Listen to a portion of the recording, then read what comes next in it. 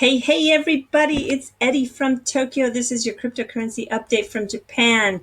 You just missed our big 6.0 earthquake in Tokyo, but don't worry, everybody's fine. We are rocking and rolling a lot in this country. So, anyway, I just wanted to say hello, everybody. It's Saturday evening here. I have three Ripple stories for you.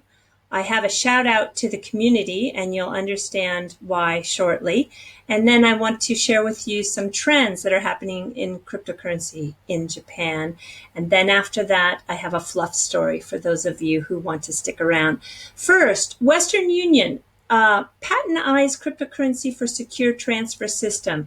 So remember, the CEO had that really kind of cagey answer when he talked about whether he believed it was a successful trial when they used the Ripple technology. And everyone was kind of scratching their head as to why he would be so negative.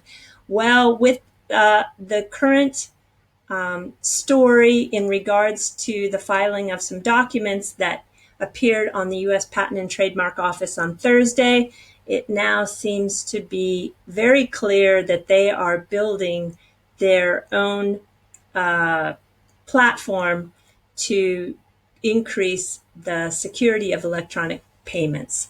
So this is an application that was first applied for in December of 2016. But as you see shortly on the actual patent, it has been revised, and it is an A1 application, which is a new invention. So they're starting from scratch.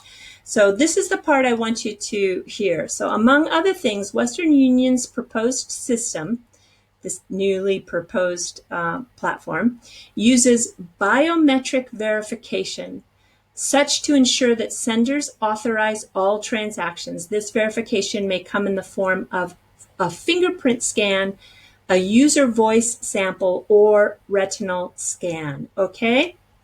So hang in there with me. The patent itself, it's quite long. You can see here the A1, which refers to a new invention.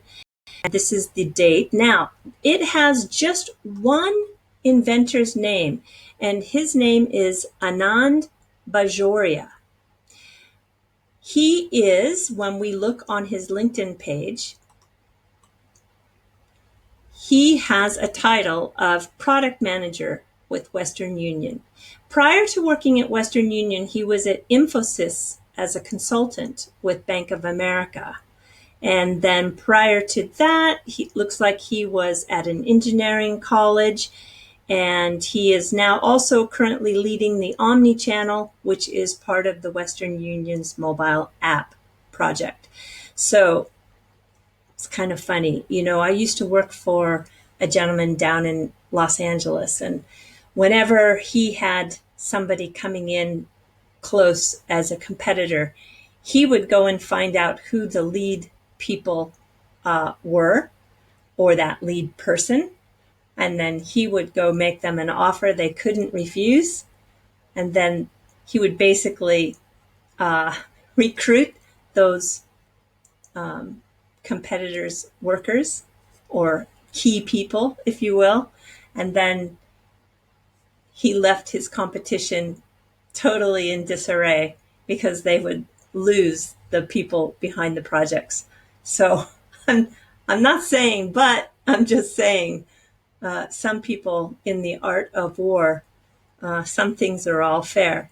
So I don't know. I think that you're going to see with my next lead-in story that Western Union is really behind. Yesterday, on the SBI Holdings site, there is a new release that SBI Holdings has partnered with Liquid. Liquid is a biometrics fingerprint technology company. And Mr. Kitao is going to put the Liquid technology in one of his banks, the Shinkin bank. That is one of the banks in the consortium, which is part of the Ripple partner. So, Mr. Kitao is just not behind the 8 ball or sleeping at the wheel. He is moving forward, and he is he's in a position where he's not in the invention stage, he's in the go-to stage. Here is, and you can see that they have this very looks quite easy to use interface with a touchscreen panel, and this is their cashier machine. And when we look down here, he also he's going to put this in his bank, but this company also provides this service to retail shops. So in the retail shop, you'll have this liquid cashier machine. Here's where the receipt comes out. This right-hand side is the actual cash drawer. And then in addition, you have the liquid sensor, which uses 3 fingers to securely identify and authenticate the payment. And when you hook up with Liquid Pay, they call it an empty-handed payment, which means you can go shopping empty-handed, without a purse, without a wallet, without a credit card. All you need is your 3 fingers. So this system is going to be set up in one of the banks, and I will put the information to that partnership down in the comment section so you can have a look. So I guess my point is that as Western Union is trying to create and invent, and they don't have boots on the ground running yet, Mr. Kitao, which is, SBI Ripple Asia partner, he's already got a partner, and they're on the ground running. So good luck, Western Union. This is a special little shout out to the Ripple and XRP community. I just found recently that the community is incredibly tight and has some of the nicest people and most caring. And I just wanted to say thank you to all of you.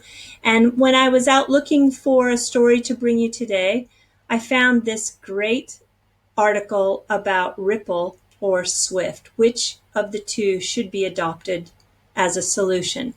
And at the core of this article is the case study that was brought to you and everybody in the community by Susie at Esoteric Trading.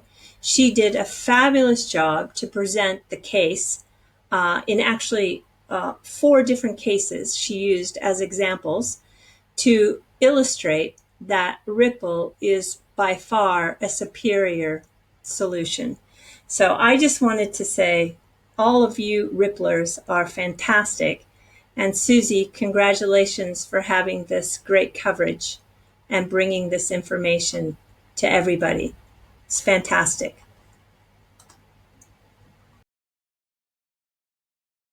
So just a few days ago, it was announced on the Twitter of Coinomi. Oops, I've got myself going all over the place. Let me try to get myself there.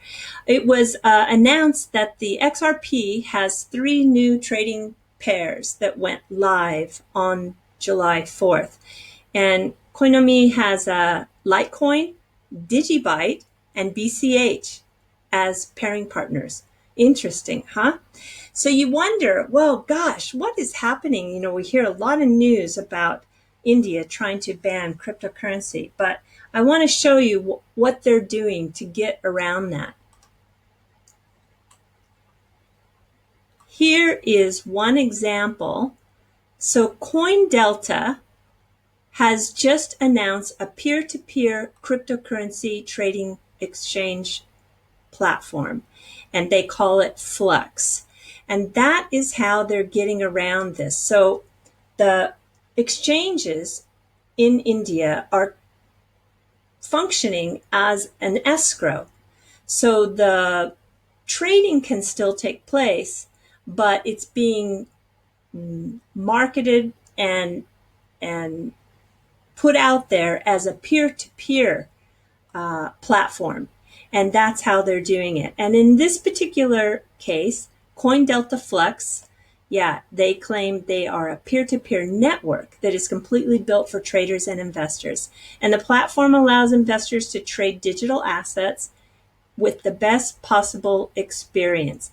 And you'll see here that buyers can send funds directly to sellers, and Flux will be providing the digital wallet for storing the funds. So that's where that escrow service comes into play. And it's possible to trade Bitcoin, Ethereum, XRP, and US Tether. So that is quite interesting. This country just is not going to quit easy in their love for cryptocurrency.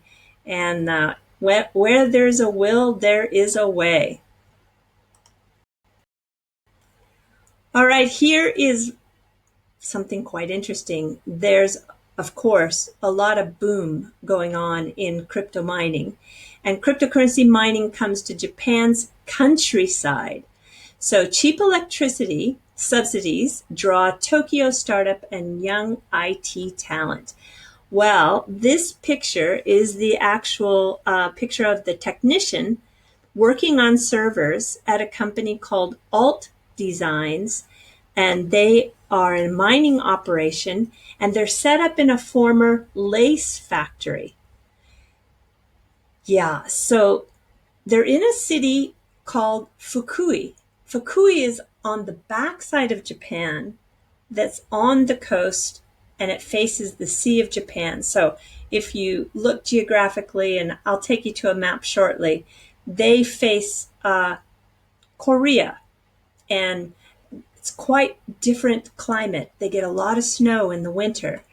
And it's just, there's so many rural parts of Japan that are having a real struggle with keeping their populations stable and up, because everybody comes to Tokyo or Osaka to work. Or maybe the third place would be down in Fukuoka, which is in Kyushu. But for the most part, the majority of people are coming to Tokyo for work. And a lot of these smaller rural towns are just doing everything they can to attract businesses and young people to come back. So in Fukui, they actually are giving a 50% subsidy when it comes to renting space in older factories that have since closed down. So this is a lace factory. After Edo period, when Japan moved into the Meiji era, which is turn of the century, lace was a big production manufacturing industry in Japan. So not only did they use it in clothing, but they used it in textiles for furniture and for window treatments. And just, it was an incredibly lucrative business. And that industry has just pretty much died in Japan. So those big factories that were once built, that had a ton of money behind them in the past, sit empty and vacant in many parts of the country. So this is just one factory that the mining company went into. And Alt Design is interesting. It's been founded by a big mega bank ex-employee. He was with Mitsubishi UFJ, which is one of the biggies here in Japan. So it is early June, and the air of enthusiasm fills the former lace factory in Fukui City. It is a city around 250,000 people and on the Sea of Japan's coast. So around 500 servers fill a space the size of 3 tennis courts. radiating heat through the building. Yeah, so I think this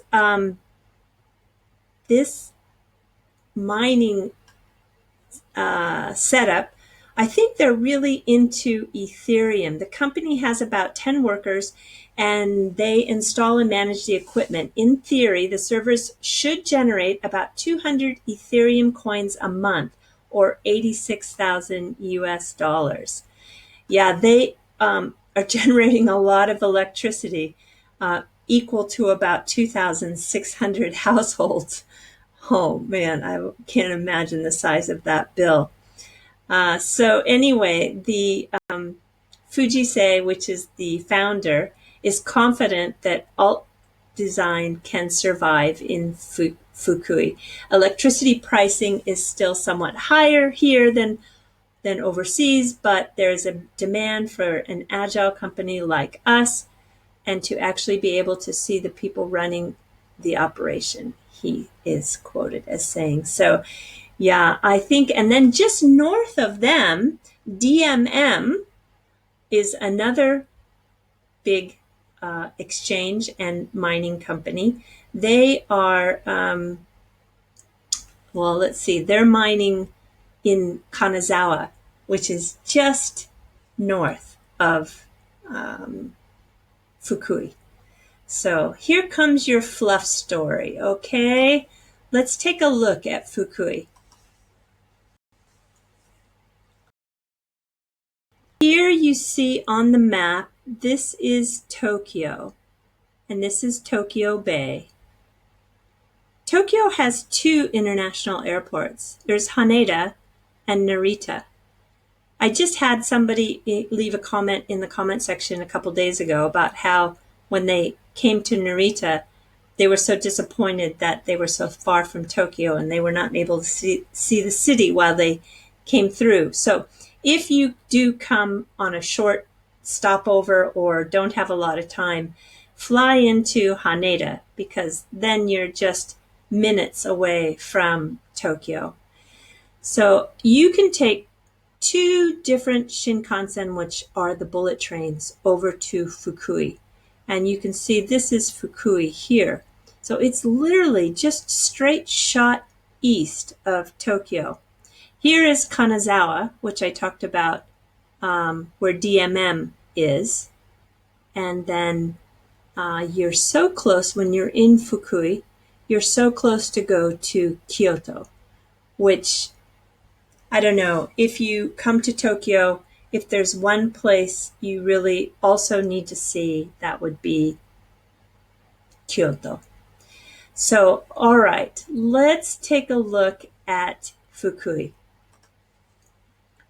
This is the original, what is it, the Eiheiji Temple, which means the Temple of Eternity or Eternal Peace. And it is the Zen temple, part of the Soto school of Buddhism. It was founded in 1244. And at that time, Japan really had a lot of warring and, a lot of internal wars going on. And that's when Buddhism really flourished. So looks really fantastic to visit. There are 150 monks that currently reside for training at this temple.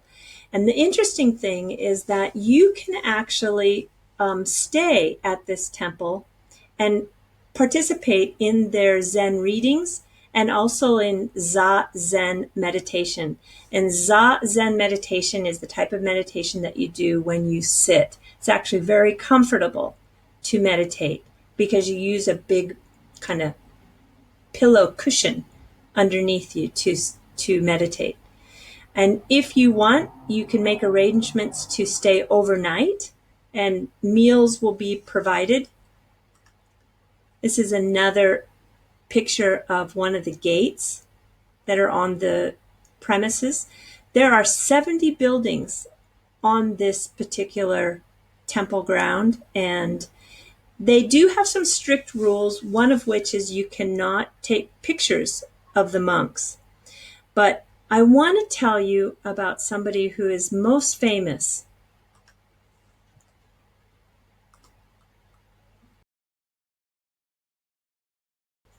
Ex-Marine, Scott Mangus. And he went from being in the U.S. He was in the Marines for 20 years and has since become a, a monk in Japan. He lives just about 30 miles from Tokyo, and there was a documentary done. It's about 9.5 minutes long, but it's really a great documentary. I'll put the link in the comment section. He was, after he was in the Marines, he was a commodities broker. So he was in finance for a long time, but he took his vow as a monk, I think it was 2013. And I don't know if you know, but as a monk, you're not always living at a monastery. You can also get married and have a family. So he is a monk that has married and has a family. So I think you'll find the documentary very interesting. He talks about how we spend a little bit too much energy on the past and on the future and not enough energy on the now. And you'll feel, I'm sure, really great after you watch his documentary, because if you can practice Zazen meditation, which is not too difficult, I think you will improve your life greatly. Okay, everybody, that's all I have for you today. Thank you again for hanging in there with me, and have a super weekend, and sayonara for now. Okay, bye-bye.